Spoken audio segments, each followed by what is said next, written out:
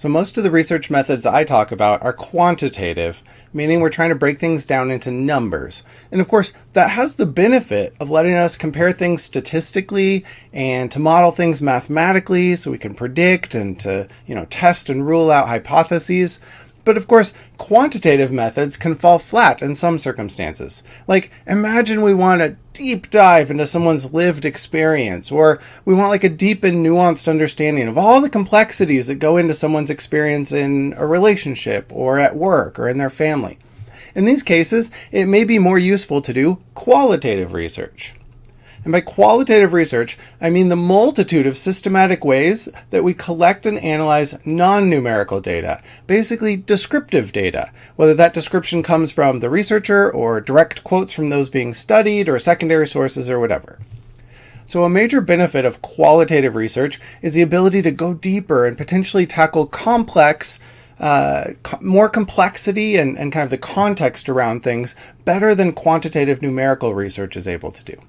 As a simple example, there are many reasons we might want to boil depression down to a few answers on a standardized questionnaire, like the Beck Depression Inventory or whatever. When we do that, we can compare across situations. We can see if the average changes, after instituting an intervention, all sorts of useful things when we make it a number.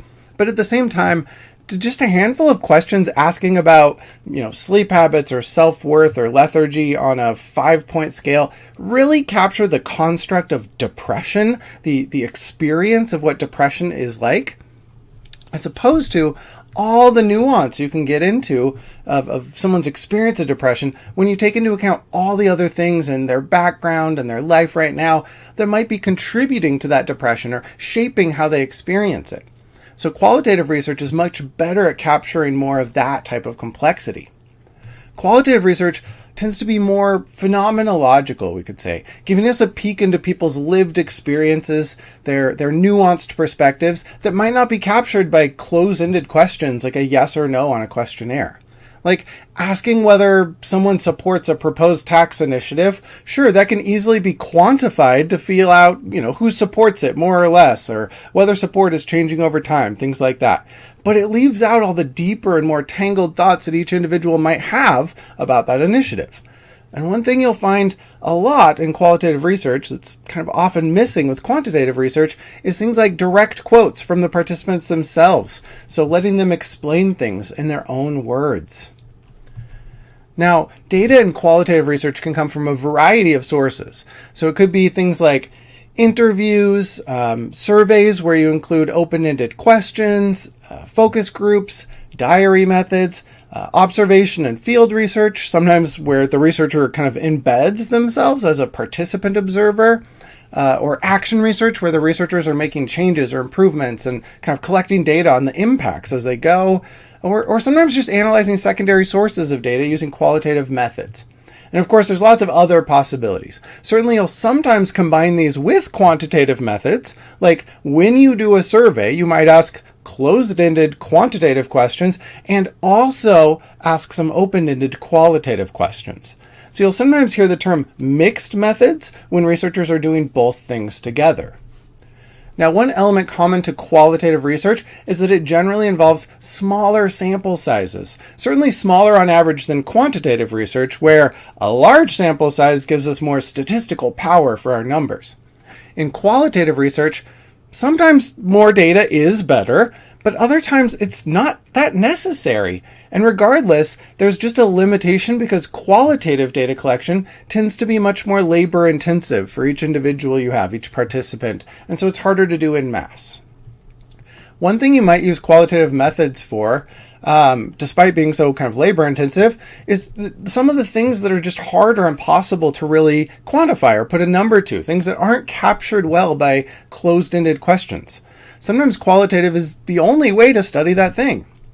Now, the qualitative methods that you see in psychology are often the same that you see in more qualitative heavy fields like sociology, anthropology, and communication. You'll also see it a lot in education, maybe political science, social work research, all sorts of fields. And there are quite a few different qualitative methods that are used, but I'm just going to mention a couple of the big ones and give some examples, and then I'll discuss some issues with qualitative methods. So one big and common qualitative method that you might run into a lot is thematic analysis. And thematic analysis, it's an approach, or really a set of approaches, that looks for patterns of meaning or themes in qualitative data, like from interviews or from open-ended survey questions or whatever. Now, there's different ways to do this process, but in general, you first become familiar with the data, like maybe a thorough read-through of all the interviews after you've transcribed them. You might start to spot some patterns, or you and your team kind of think through and discuss how to code things, meaning, what to count as falling into a given pattern that you've noticed. It often involves some steps of refining or adapting or improving those codes that you're using, sometimes just on an initial subset of the data, and then once you're confident in that coding system, you might go through and apply it to the full set of data. And in the end, what you're doing is organizing what you find into themes that you then can present as a conclusion, often with some illustrative examples or quotes to help readers understand the themes that you've discovered. So a simplified example used in business, like say you're a user experience researcher working at a tech company or something like that, it might look like this. Step 1, you gather the data through interviews or focus groups or whatever. Then step 2, you go through that data in detail. Step 3, you're then going to actually try and code it, break it down into different, systematically, this counts as this counts as this.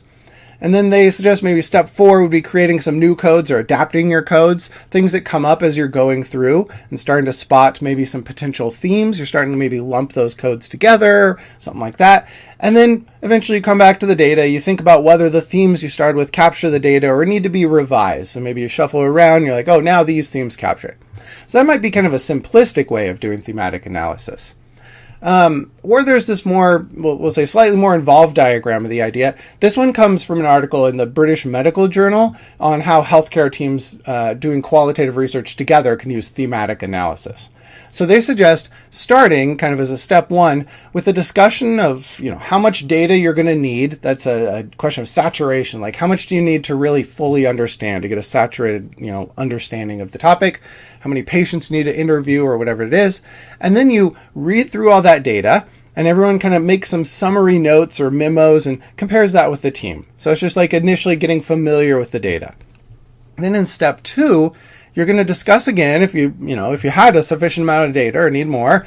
And now maybe, you realize you need more, you collect some more data or whatever. If you're good, then everyone on their own is going to take the data, once you have the full data set, and independently code a subset of the data. And then you're going to compare your coding with the team just to see if researchers, read through things in a similar way, interpret things a similar way.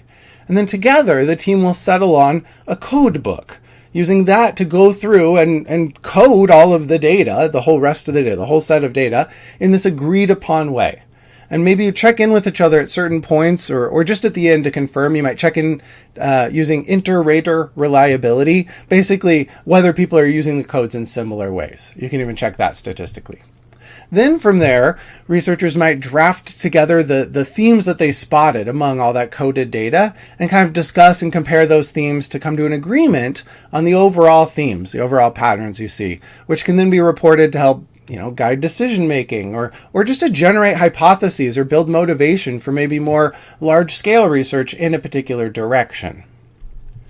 Now, the specific steps here can differ for thematic analysis. There are actually quite a few different ways it's done that are a little beyond the scope of our overview here, but you will find approaches that are inductive thematic analysis, meaning you find themes by looking at the data, like what you might call bottom-up approaches. The idea here being that the theoretical ideas that help us understand this topic, they aren't things that we're starting with or coming into the research with as researchers, but things that naturally come up out of the data itself, that we're kind of discovering within the data. So theoretically here, the researchers are just digging to find something that's hidden away there in the data. On the other hand, there are more deductive forms of thematic analysis where you actually start with some themes based on theory that already exists. And then you're going to code your data based on those themes that you came in with. So this is a more top-down approach, but it still involves organizing your data within themes to better understand it. Now, the most common options for thematic analysis are coding style approaches, kind of like those step-based diagrams that I gave earlier. So in some way, a code book or a set of codes is developed, and multiple people are going to apply those codes, doing it independently, after which we can check inter-rater reliability, meaning check their agreement, which again, you can formally do with statistics like a Cohen's kappa value or something like that. In general, this way of doing it treats themes mostly like summaries. It's kind of lumping together the things that different people said to, identify and organize the ideas that show up commonly in the data. And this use of coding, it's kind of a marriage of qualitative methods with the quantitative approaches that we usually use, where we worry a lot about avoiding researcher subjectivity and bias. We try to control or rule out or avoid researcher bias in quantitative research. And this style of qualitative work that we see here, it's trying to sort of replicate that objectivity in some ways. So sometimes this style is described as small Q qualitative methods versus another style that's been dubbed big Q qualitative methods. And those other big Q approaches might not use a code book. They might instead use a more reflexive approach to thematic analysis that kind of evolves as it goes. So it's not so much about how often different themes show up and we're trying to count and compare those, but instead involves the researcher's active judgment to help make sense of themes that are important to understand the topic, even if those themes don't necessarily show up very often in the data. Like, this is a more subjective style. It would have the researcher taking a more active part, and potential themes or codes, they might shift and change as the researcher gets a deeper understanding. So in that style, the big Q qualitative style, there's less worry about checking reliability between researchers and more treating it like a collaborative process of meaning making together. But let's move on to another kind of common type of qualitative research you might run into. So there's ethnography, which is a qualitative method pioneered and commonly used in anthropology. It involves studying like cultural or social phenomena in depth from the point of view of those in the culture or social group. So it's aimed at really genuinely understanding how those in the culture or the group interpret their situation, their own behaviors of others, and so on. Now, this tends to be very descriptive research. It's not about confirming or disconfirming hypotheses. It's more about sharing what's normal for this culture or group, what happens there, what people do or say in this setting. It's descriptive. So it's been used to study, different cultures, including groups maybe very different from the researcher's own background, to study religious groups or cults, to study businesses and organizations, to study subcultures like skaters or BDSM practitioners or juggalos or any other group.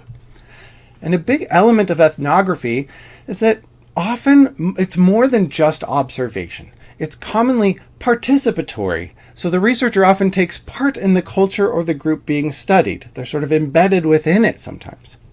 And ethnography is holistic, whereas a quantitative, number-based study might look at behaviors on their own or maybe just related to a small set of contextual factors. Ethnographers are trying to really understand the full context in which a behavior is embedded. And a related idea is that it often it offers what we call thick description or rich description.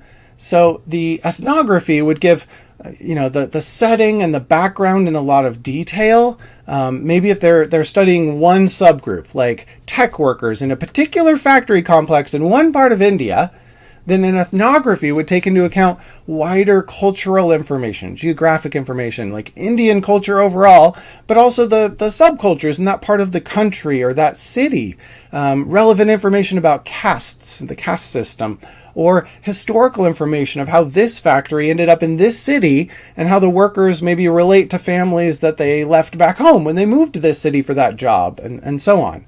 So the thick or rich description, it also means there's a lot of detail from the participants themselves. That means a lot of direct quotes and demonstrative examples, as well as giving a lot of detail about how data collection happened, like what the ethnographer did and how they interacted with the participants, or, what they're sometimes called, instead of participants, you might call them informants in ethnography. And while many think of ethnography as being the domain of anthropologists, it has definitely taken off in some areas of psychology, like community psychology, for example.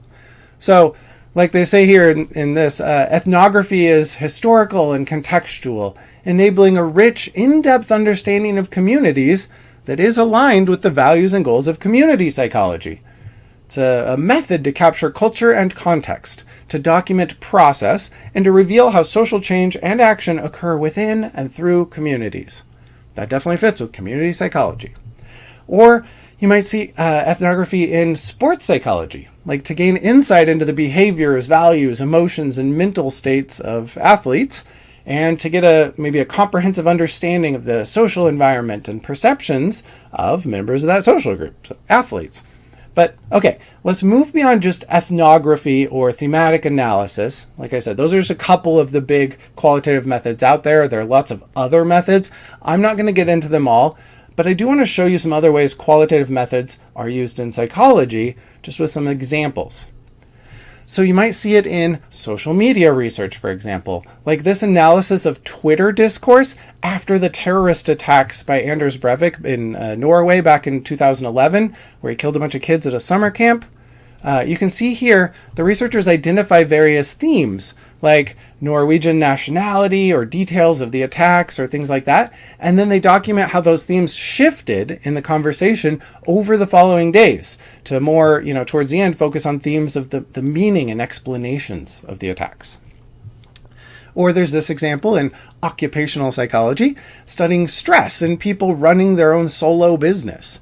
So here they did semi-structured interviews, and they did it to identify some common stressors and coping behaviors around work experience from these interviews.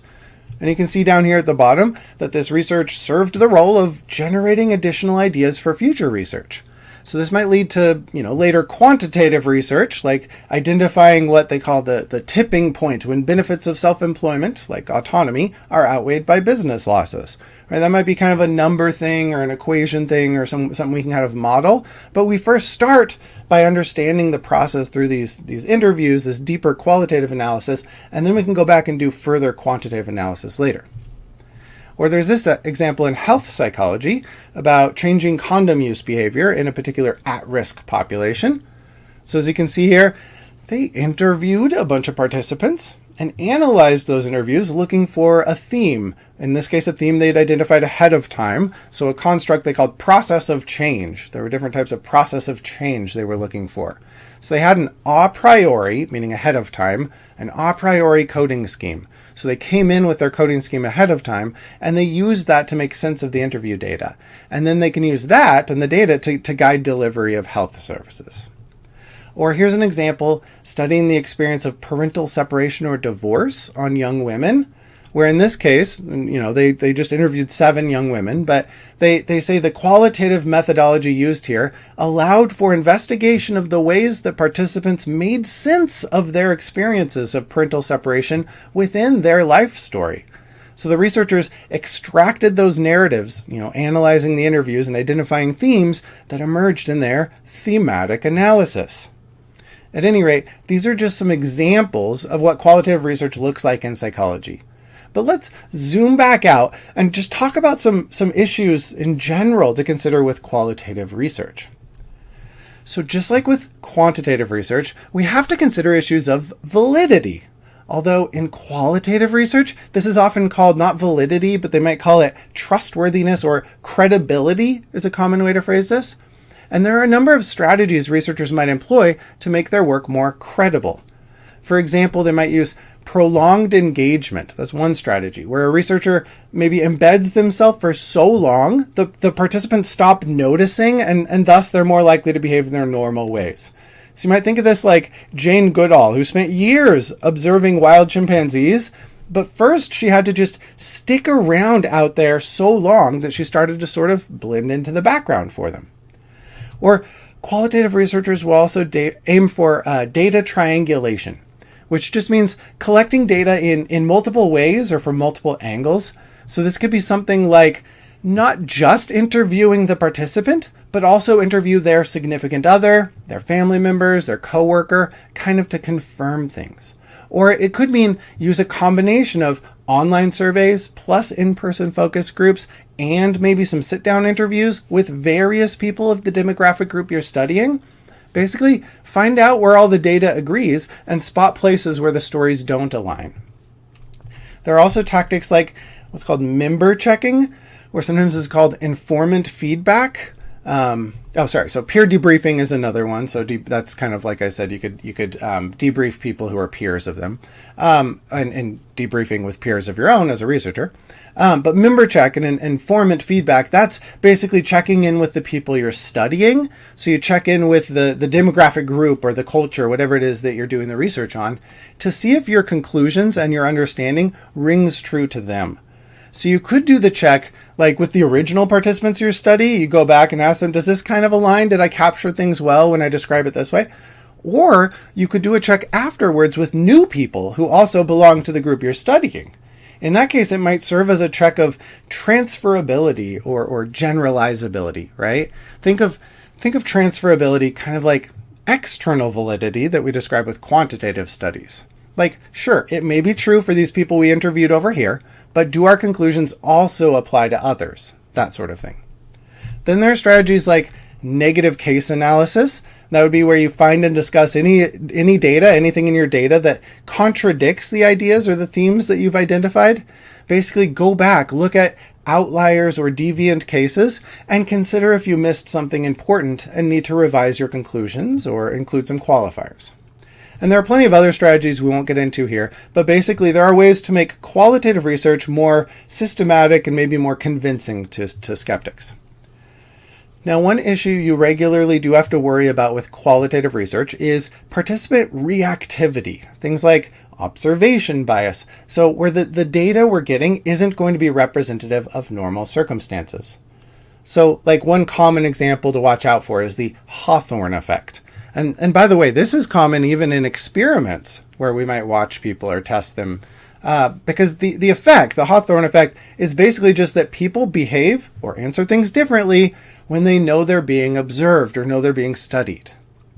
And then specifically there's things like the observer expectancy effect, where people might, and this can be conscious or unconscious, but they might get a feel for what the researcher expects or what the researcher's hypotheses are, and then people often will act or answer how they think they're expected to act or answer.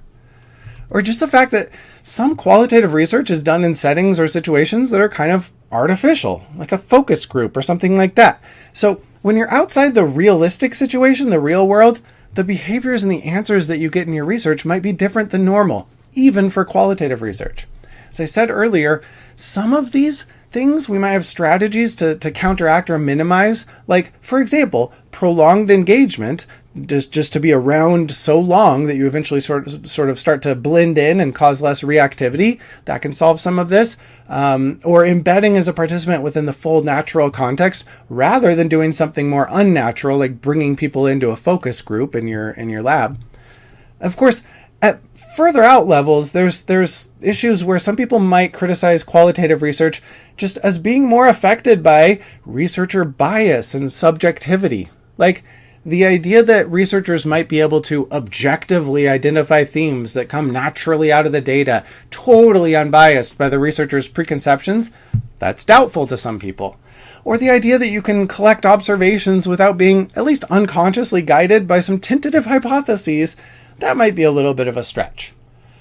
But, of course, as I said, there are some who reply to this that research subjectivity isn't a problem. The researcher subjectivity might be a natural part of the process. So that qualitative research, according to some people, some qualitative researchers, their philosophy is, yeah, that's okay. It's a form of shared meaning making between participants and the researcher. And of course, on top of that, this entire objection to qualitative research can basically be thrown back at quant researchers too. It's not like psychologists who use quantitative methods come at their research without assumptions, biases, and expectations, which is precisely why a fair amount of older research in the past didn't replicate when we tried to repeat it later on. Turns out, if we're not very careful with methods and checking each other's work real closely, researchers have too many degrees of freedom, even in a quant study, in how they set up their methods or analyze their data, which can allow their unconscious biases or expectations into their work unless, very careful procedures are followed. So this kind of thing is something to be aware to be aware of for all researchers, not just qualitative researchers. But I do want to step back and emphasize one final big caveat about qualitative work, and that is that it generally can't establish causation. So with experimental quantitative work, not correlational stuff, but with experimental stuff in the quant realm, we can do things like a randomized controlled trial where we randomly assign people to receive one level of an independent variable that we control. So basically a genuine experiment. And that can be fairly convincing of causation, causation between an independent variable and a dependent variable. But with qualitative research, it's great for helping us spot potential causation, giving us ideas or theories, and it's great for helping describe what people think is behind their behaviors or thoughts, but it's not so great at really providing causal evidence itself. In the long run, though, I can't even begin to summarize the variety of qualitative approaches out there, not just because they often look different in different fields of study, but also because the approaches and their specifics often depend on vastly different philosophical outlooks. Like positivism, that's one that's somewhat closely aligned with the quant science, versus what some call post-positivism. Or there's other philosophies and sort of epistemic approaches like phenomenology, or critical theory, or constructivism, or social constructionism, or symbolic interactionism, and more. Frankly, a lot of this is outside my wheelhouse, so I'll mostly keep my focus to quantitative research methods, but I do think it's helpful to at least know about other types of research that are done in social sciences, since a lot of really cool work is done with qualitative methods.